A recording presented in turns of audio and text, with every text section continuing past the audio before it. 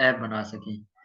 Web based app से क्या मुराद है कि जो होते तो थोड़े ऐप टाइप है, लेकिन हम लोग क्या करते हैं, उन्हें वेब पे रन करते हैं। मिसाल के तौर पर अगर हम लोग एग्जांपल दें, कोई पोर्टल्स वगैरह हैं, हम कॉमन एग्जांपल ले लेते हैं। अगर आप लोग कॉमर्स यूनिवर्सिटी से वाकिफ़ हैं, पाकिस्तान में जो कि है, तो कॉमर्स यूनिवर्सिटी का जो पोर्टल है वो बिल्कुल जो है ना वेब बेस्ड ऐप है। इसी तरह से आप लोग कोई और भी एग्जांपल ले सकते हैं। यहाँ से आप लोग जो है ना कोई और मतलब वेब बेस्ड ऐप, कोई इस तरह से और भी पोर्टल वगैरह हो सकते हैं।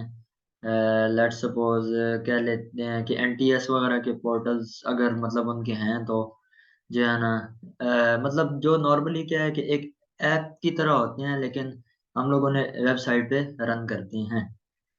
तो ये बेसिकली किसके लिए होगा कि for web based apps.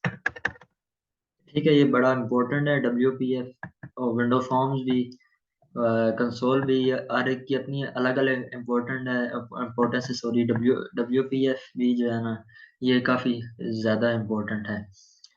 Then उसके बाद है एक्सएमएल। एक्सएमएल हम लोग बोलते हैं जी एक्सटेंसिबल मार्कअप लैंग्वेज को। अच्छा, हमारे पास दो तरह की लैंग्वेज होती हैं, एक मार्कअप लैंग्वेज और दूसरी हमारे पास होती है हाई लेवल लैंग्वेज।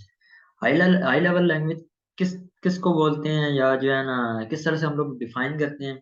तो हाई लेवल लैंग्वेज में बेसिकली एक मार्कअप है, और हाई लेवल में जो है ना बेसिक डिफरेंस आपको बताता चलो कि हाई लेवल लैंग्वेज में हम लोग प्रॉपर वो सिंटैक्स का ख्याल रखते हैं, ब्लॉक्स वगैरह होते हैं, इंडेंटेशन होती है, या जिस तरह से पाइथन की बात कर लें अगर, तो अगर जावा की बात कर लें तो वो जो है ना कर्ली ब्रेसेस से हम लोग उसकी बॉडी को डिफाइन करते हैं, कोई भी चीज़ हो।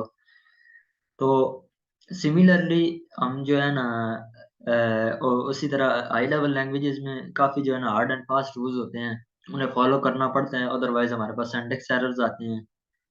अच्छा, तो दूसरी तरफ हम आते हैं जी जो है ना मार्कअप लैंग्वेजेस की तरफ।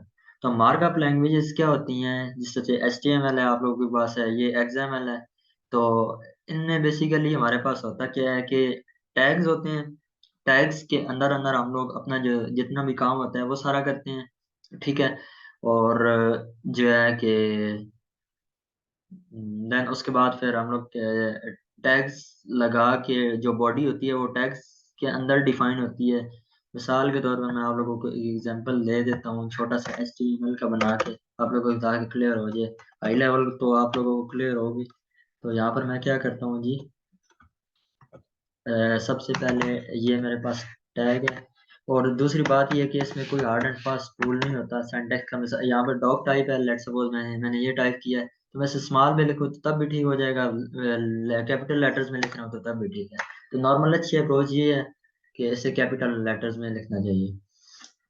तो यहाँ पर मैं क्या करता हूँ, डॉक्टर HTML, इसका टैग है हमारे पास। देन उसके बाद HTML, ये बेसिकली क्या करता है कि ये बता रहा होता है ब्राउजर को कि हमारे पास ये डॉक्यूमेंट है वो किससे रिलेटेड है।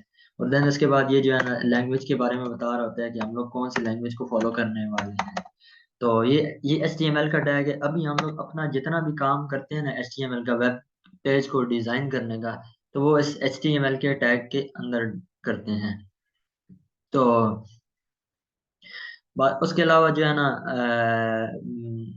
इसके अंदर हेड का टैग होता है और बॉडी का टैग होता है। हम लोग थोड़ा थोड़ा बेसिक बेसिक देख लेते हैं, बात को ज़्यादा लंबा नहीं करते। बस मैं जो बात आपको समझाना चाह रहा हूँ वो अगर आपको समझ आ जाए तो।